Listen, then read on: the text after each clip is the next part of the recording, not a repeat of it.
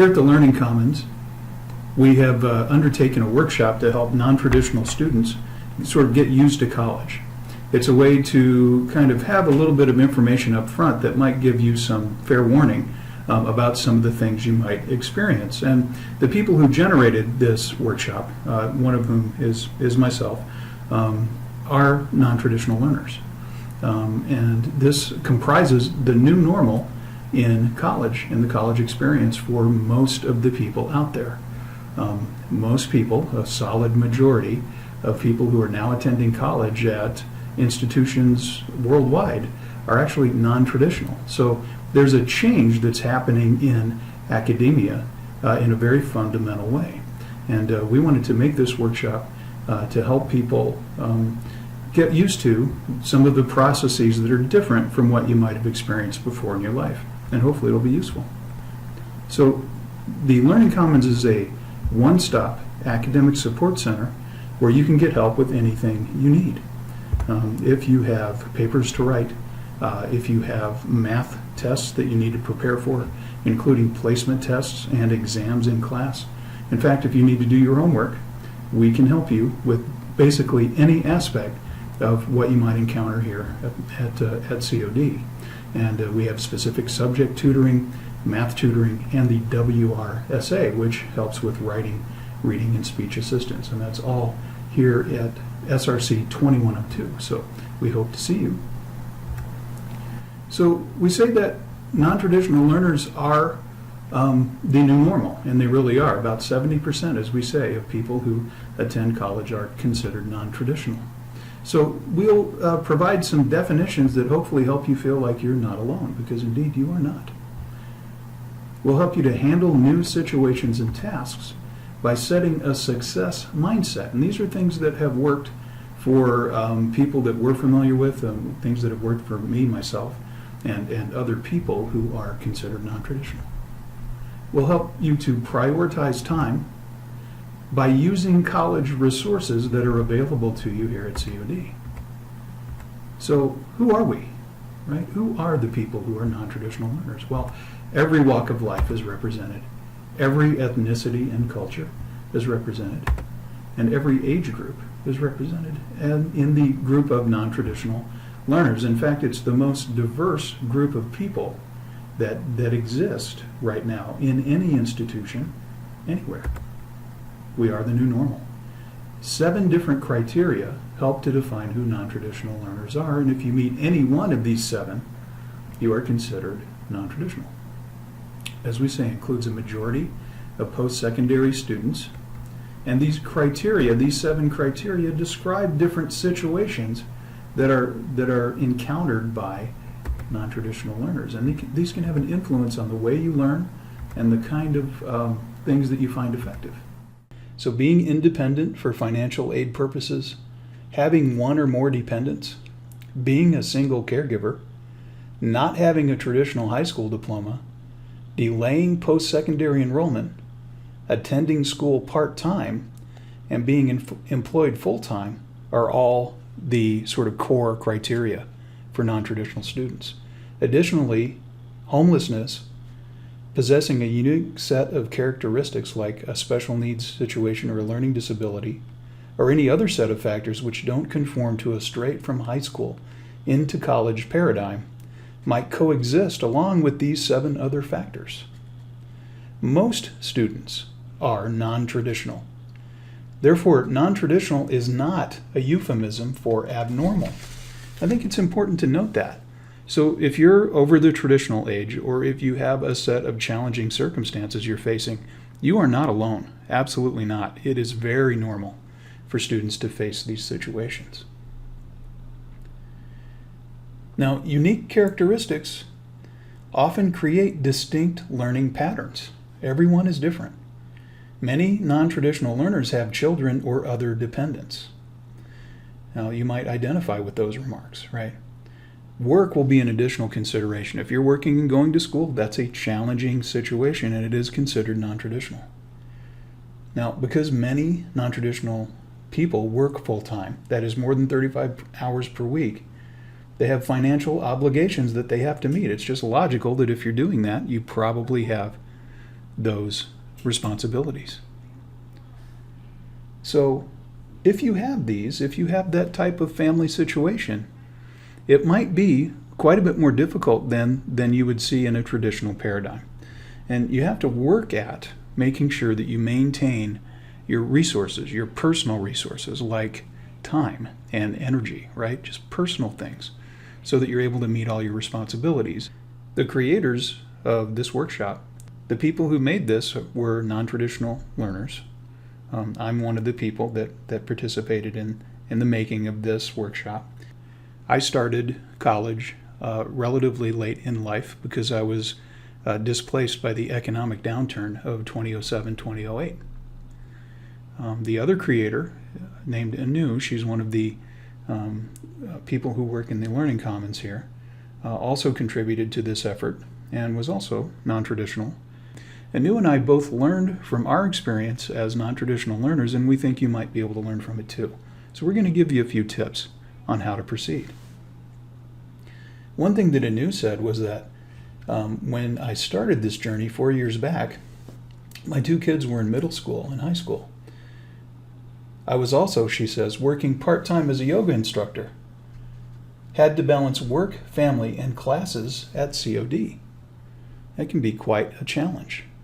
And the non-traditional student faces a profound challenge just in the areas of having personal energy and time, right, to be able to pursue the degree. There are ways to save time and reserve personal energy and encourage personal wellness. And some of these measures can be taught. Some really can't be. Sometimes a change in the way we think about our circumstances can be a way to accomplish a lot, just by setting a mindset of success. How you think about all the tasks and your role in those tasks can make a big difference. So saving time will deepen the well of all your resources. So one thing we remark on is the fact that there are cultural things that you can notice that if you notice this up front, can really help you out later on. So there are different sort of reflexes that you carry from business that don't really work in academia. There are different sets of skills, in fact, that are very necessary for success. And one of those is noting that the cultural differences are going to be something that are going to be very operative on you.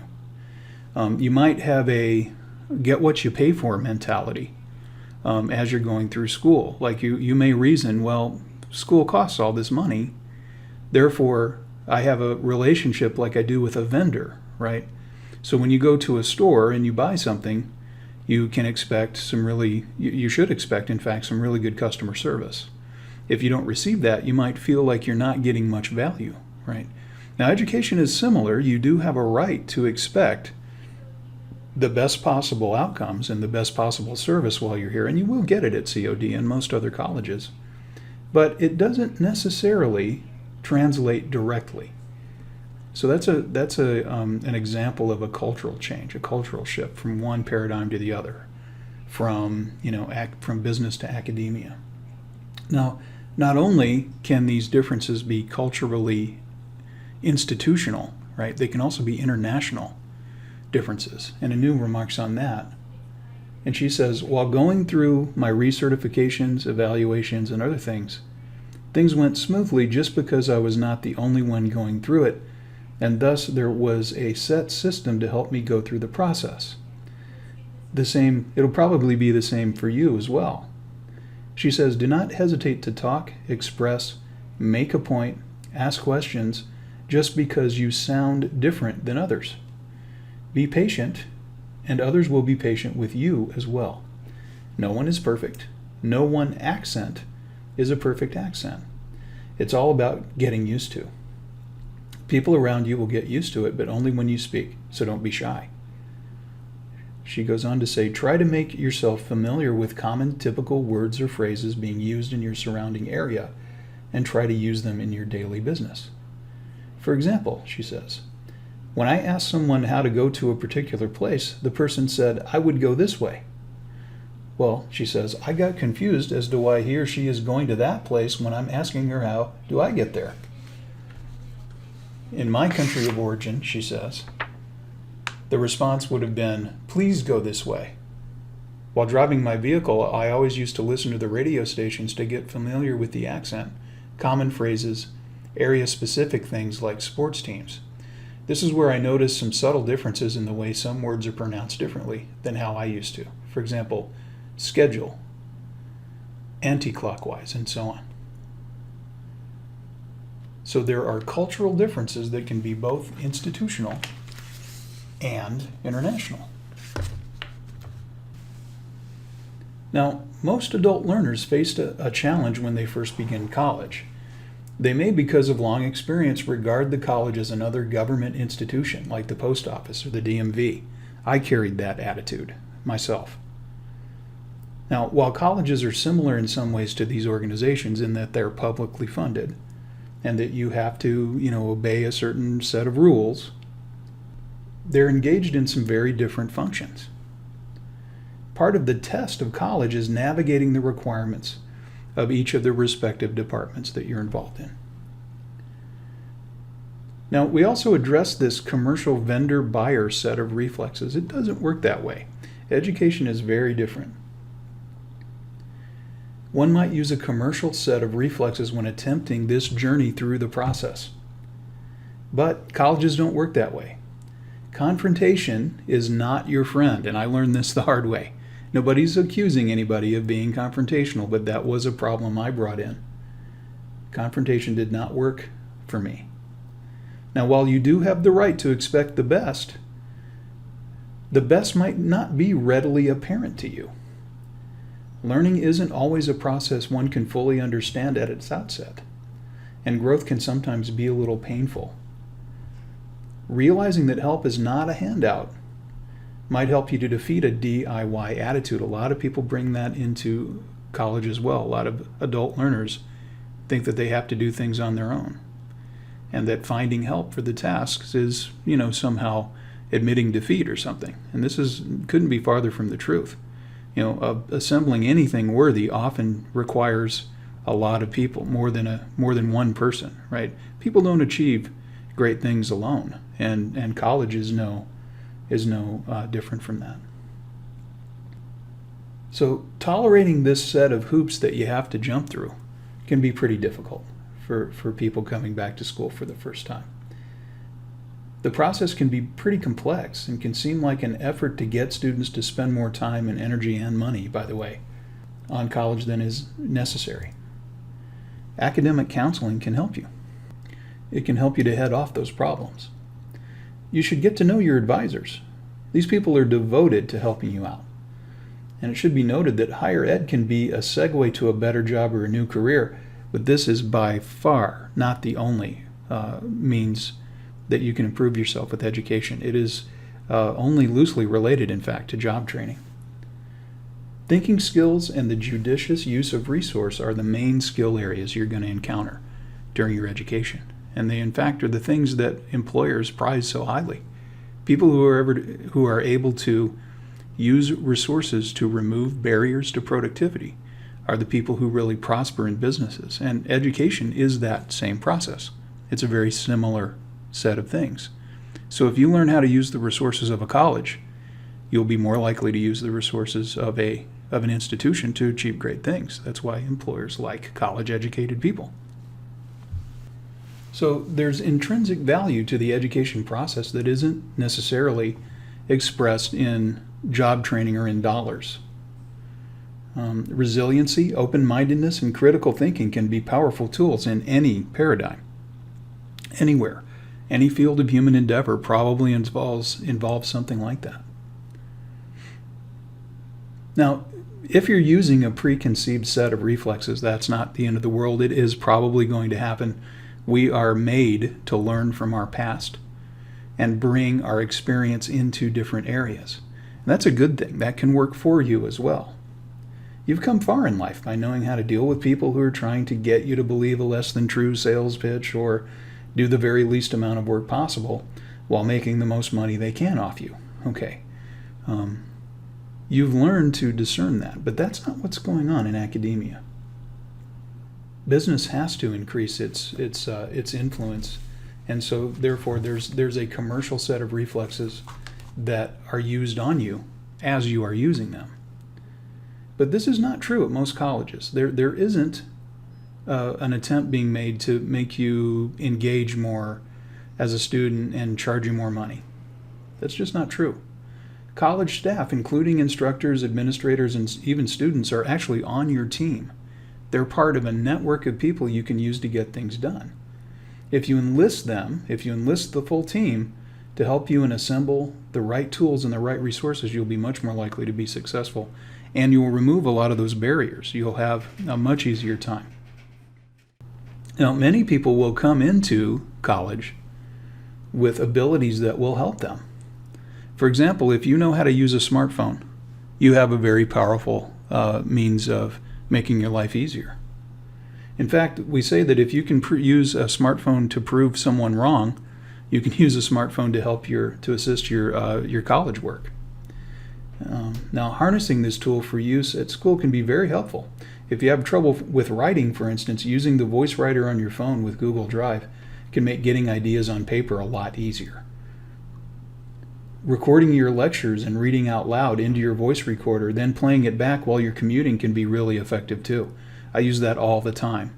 Especially when you're preparing for tests, it can be a really good idea to use your text in this way, right? So you can read the textbook out loud into your voice recorder and then play it back in the car while you're going to work. It really helps. Now, Anu offers this method that can be pretty powerful, pretty good way to go about your work. And she says that I used to do my reading and homework on the soccer fields while I watched my kids play their games. I used to learn my material using audiobooks while driving the kids to their activities. That's a good point. If you have time to listen to anything, you can listen to your material. There are ways that you can use all kinds of tools to make your life easier. Now, while you already possess some of these skills and tools, Anu has some pointers on other ways that you can enhance your work. And she says that you can call the publisher of the textbook and find out what else they offer you in the price you paid for the book. You can also visit their website and make use of any free resources like chapter-wise, PowerPoint presentations, flashcards, and self-tests. And these can all be really powerful tools that are offered with the price of your textbook. There are even sometimes CDs that are included in the textbooks. That's not done as much as it used to be, but it does still occur, especially with language acquisition books. You can visit different websites and conduct self-tests, and there's all kinds of different test prep websites that you can use as well. You can also enlist the instructor. I mean, the most valuable resource you have when you're taking classes is probably the instructor. And Anu says that you can call or email the course instructor, make an appointment during their office hours, and seek help for anything you didn't understand in the classroom or could not talk about in the classroom environment. If your instructor is an adjunct faculty with no office hours, you can request full-time faculty of the course for help with understanding the course content. The college library's website, she says, has lots of resources, like online resources. You want to visit the website and explore those. You can also schedule an appointment with a research librarian to learn about the research process. And that really works out really well. So if you think about it, the college is a team. And using the full resource of your workplace will probably render more successful results than not availing yourself of all the tools in the box, so to speak, right? You wouldn't try to dig a hole with a spoon or cook a steak with a single match, right? You need the right tool for the right job. And that can be the key to any success. So can teamwork be an essential element of anything worth undertaking. Now, learning about the capabilities of your team is really key to being successful. And the college has a lot of online resources that you can use to learn about that. One of the most valuable things you can use is the YouTube presence of the college.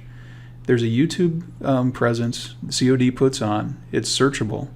There are over 1,000 videos that can teach you about the college's capabilities and what it offers. And they're all pretty entertaining too, actually. They are all professionally produced, so they're pretty valuable.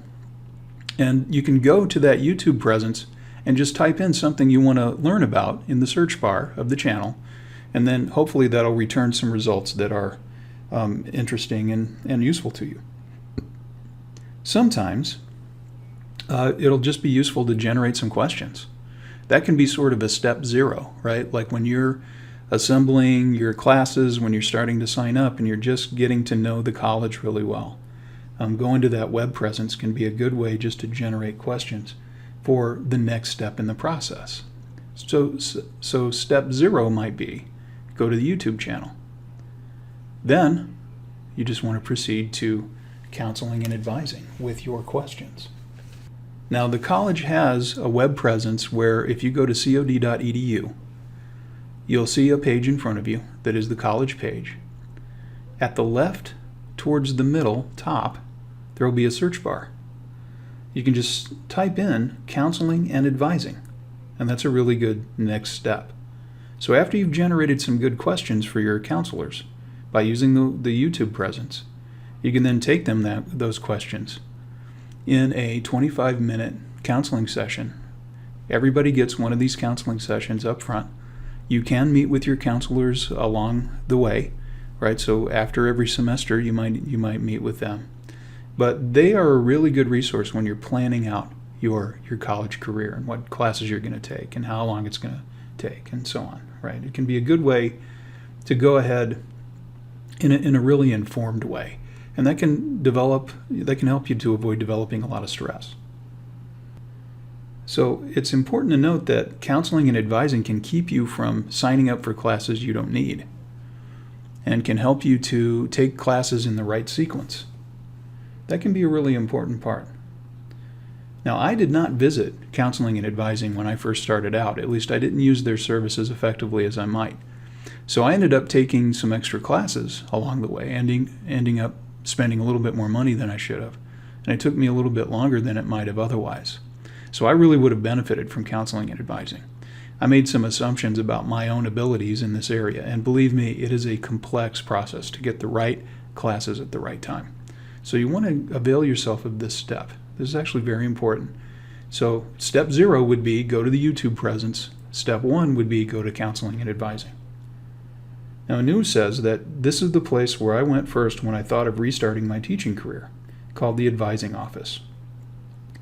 She said she made an appointment. They guided me to my mentor, she says, who is a professor in accounting here. She helped me choose the right courses to enhance my knowledge and get ready for the teaching job. So there's a path that Anu took that worked out really well for her. Now, in the planning session that you get, and you can schedule that planning session on the Counseling and Advising website, you can design a plan that fits you. COD offers individualized plans that can accomplish a real lot. Setting an appointment with an academic counselor can be really beneficial, and they can help to eliminate some of the uncertainty you might face. These things are here for you. It's there for you to use. It's part of your team. They aren't just for the kids who go to school here. They're for everybody. So I would strongly advise using that. Now, everyone has to pay for college somehow, right? So visiting the financial aid website can be a good idea. In fact, COD provides an online presence that's just called Paying for College. So in the search bar that we talked about, right, in the upper left of the page, you can just type in Paying for College, and you will go to a site that talks about how you can do that. And there are a variety of different ways that you can go about it. Loans have to be repaid, but grants are another story. So you can go the financial aid route and pay that back. That works out really well for a lot of people.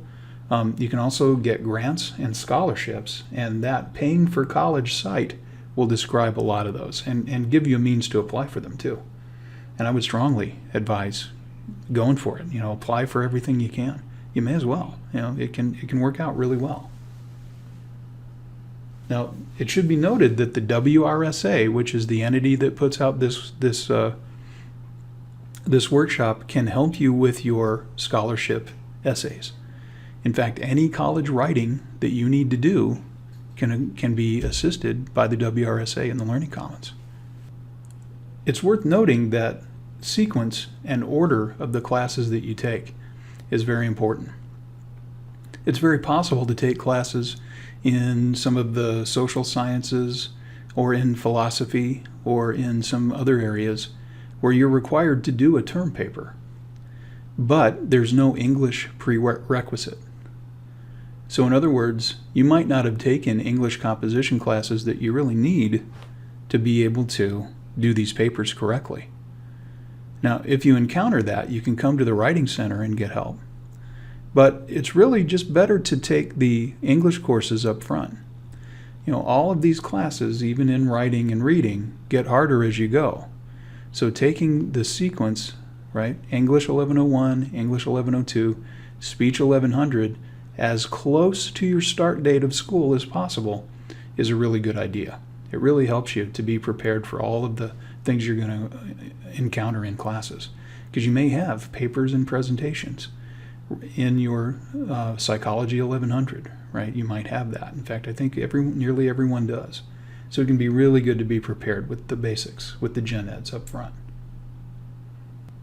So meeting with an academic counselor can be a really good way to get ready for that. Then you'll know that. Now, you might also think of things as a sequence, right? So first you're going to generate some questions. Then you'll go to your academic counselors and start the process of picking out classes. You want to pick out classes in sequence. Now, let's imagine it's the first day of class. What are you going to do, right? Well, there's going to be, before the first day, there's probably going to be orientations and different meetings that you can attend to learn about the college. That can be a really good thing to do. It can help you know the college in a way that you can't really know otherwise. And that can be really good. You want to just walk around, learn where all the locations of the parking lots are, learn where your classes are, learn where the administrative offices are and the cafeteria. Just learning the building can be a really good thing to do. It can really help you. It can be stressful. COD is a big place, and learning about some of the layout, learning where you can ask questions can be very beneficial. And there is a kiosk where you can go in the central building, in the central atrium in the SRC, the Student Resource Center, where you can ask questions. It's good to note where that is.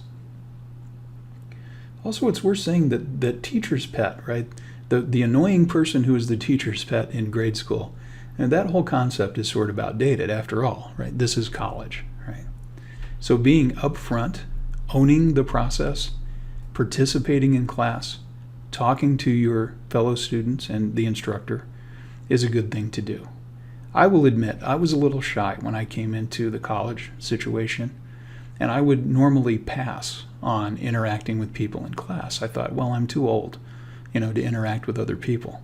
But I didn't start really getting as much good out of the process as I could have until I actually started to interact with people in class. When I sort of dropped that idea that I couldn't fit in or that I wouldn't be appreciated in class and just started participating and trying to do as well as I could, I started to do a lot better. It started to get a lot less stressful and be a lot more rewarding for me. It also showed in my grades. It became much easier for me to understand and appreciate the material in class as it got harder. Partly, that's because I started viewing the college's faculty and staff as professional collaborators. After all, we're out to achieve certain things here. And being able to do that just has to be a group effort. So enlisting everybody's help is a good way to go. In the new remarks, I did not attend any orientation thinking I have attended so many in my kids' schools that it cannot be any different, but I was wrong. So attending those orientations can be very, very important. Now, you might, when you're assembling your team, right, when you're learning about the resources of the college, you might go to the Learning Commons landing page. And you can find that by going to cod.edu and then typing in up in the upper left corner in the search bar, you can type in Learning Commons. We call it the LC. And that will take you to the Learning Commons landing page. And this will give you all kinds of information on the free services that are offered by the Learning Commons. Okay, now there is a math area, there is a specific subject tutoring area, and there is the WRSA, the Writing, Reading, and Speech Assistance area. And you can learn about all those things on that web presence. 98% of the people we survey, and we survey people every semester, 98% express very high levels of satisfaction with us. So we think we can help you out. We're very confident we can. You can get 15 minutes at a time for assistance from one of the math tutors. And this is on a drop-in basis. They don't assign appointments there. But you can stop in and meet with a math tutor 15 minutes at a time.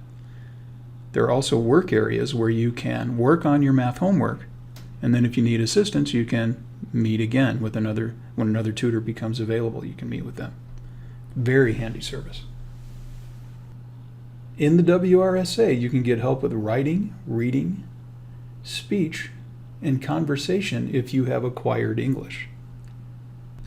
You can have 3 45-minute appointments for any of these areas per week, 1 per day for each.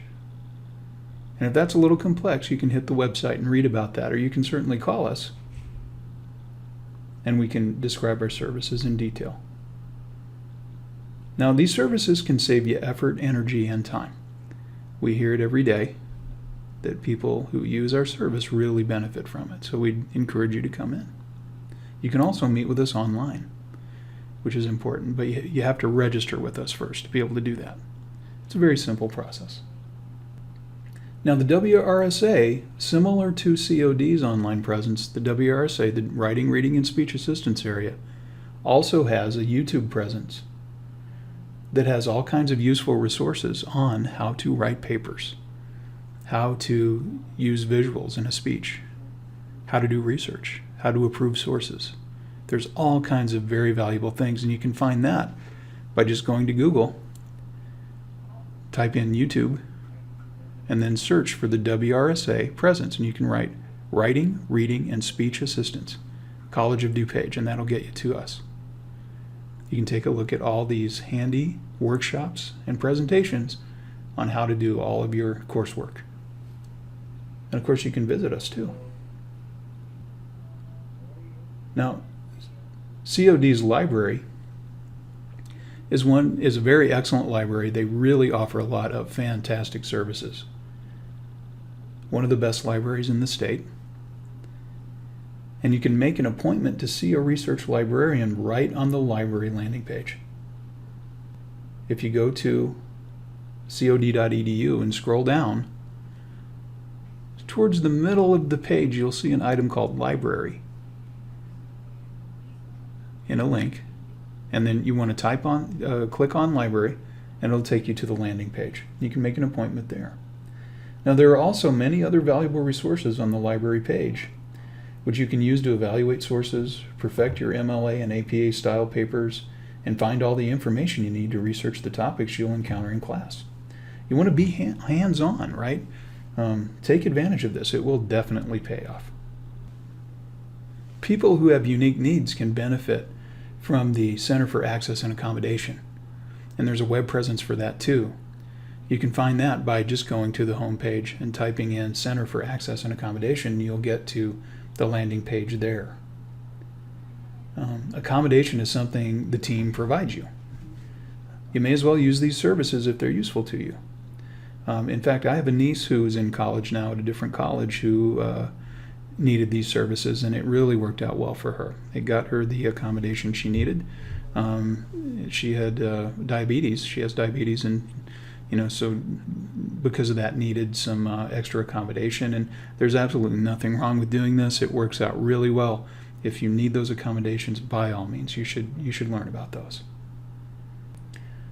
Similarly, veterans can also really benefit from the online presence. You can just type in Veterans Services into the search bar, and it'll take you to a page that's designed to talk about those services. There are many grants allowances and services for veterans, their families, and including Gold Star families. So going to that page, just typing in Veteran Services into the search bar can educate you about all that, and that can be really handy for our vets out there. There are also services for people who are seeking jobs. So job seekers can go to Career Services. You can type into the search bar just Career Services, and this can be very helpful to any COD students who's seeking a job. You might note that job search help is available on the webpage. You can get help with your resume, cover letters, and things like that too. Student jobs can also be an excellent way to navigate college and hold a job at the same time. That way you only have to go to one place and you get everything done that day. I did that while I was in college, and it worked out excellently for me. Anu remarked that she got help updating her resume at Career Services, so it's well worth your time. So in addition to the college resources that are offered to students at large, there's also a way that you can sort of eliminate some of the time you spend in college. You can do that by demonstrating competence in certain areas and then getting college credit for that. We call that credit by demonstrated competence, which is a series of tests that involve different subjects like computers and language, where you can take a test and then get college credit for those areas. Now you can also take CLEP exams. And CLEP exams are examinations in certain areas, so history, English, speech communications, writing, things like that. You can take these exhaustive tests and then eliminate certain courses when you've demonstrated that you already have that knowledge base. I used that personally, and it worked out really well for me. I was able to eliminate almost an entire semester of classes because of CLEP exams. So, there are many resources that can do all kinds of things for you. From learning how to go to school, to learning about choosing the right classes, to completing those classes, limiting the number of classes you need to take, and everything in between. You can get help here at COD. There's a web presence for nearly any task. So visit the college website and learn about these things. You can also come in to the Learning Commons and get help with any academic task you face here at COD. We certainly hope to see you there. So, non-traditional learners are the new normal. If you're non-traditional, you're on the cutting edge of a profound change in education. Bringing in the right thinking, tools, and resources is really key to success. And the value of education is commercial and monetary, that's true, but only to an extent. And harnessing a team of professionals to achieve great things is the greater part of the value of education, and you can be a contributor to the success of the whole. Create a win for the team by being actual, informed, and thereby successful. Thank you.